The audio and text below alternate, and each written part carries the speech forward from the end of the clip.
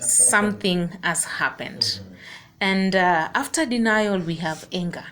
When such a thing has happened, you're in denial, then you get angry of what has happened. And those are the situations where you ask God, why me? Why us? And after anger, we have bargaining. You start reasoning with God.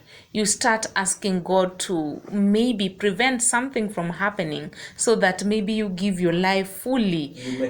You're making pledges to God or promises to God or whatever you're going to do if He is able to take away that grief.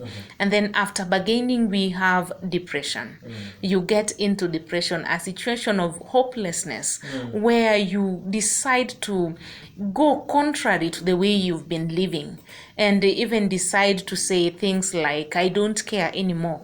It is of no use. I don't have a life anymore. Those are steps. And then lastly, we have accepting the situation, accepting what has happened, accepting that it is part of life, accepting that it has happened. That person is gone and you'll never meet again until Jesus comes. And there's nothing you can do about And there is it. nothing, totally nothing you can do about it. And then we went into looking at other support systems. Who else can help us in this situation? Who can help us go through the processes of grief? And we found that family and friends, relatives can help us go through that situation of grief and help encourage us. And the most important individual again in this play is God. God, yes. The Almighty God is able to help us to understand ourselves and to understand the situation that has taken place and help us come out of it and accept it and live with it. Yeah.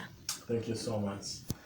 Yes, our time is far much spent, but our prayer is that whoever is going through that process, remember you are not alone. Yes. We go through these processes and God is faithful. Whether it's happening to you right now or it may happen to you in the future, our prayer is that the Lord will keep you sound when you are going through this process for His own glory. But remember one thing, we all must go through these processes of trials that God determines what we are made of. When we face these trials, sometimes they help God to know what we are made of, if we are able to stand and if we are able to remain faithful even in those periods where we are hurting most. May God bless you, my dear listener, and may God give you strength if you're going through grief at this point in time, and may God bless you abundantly. Maureen, I'll ask that you lead us in our word of prayer.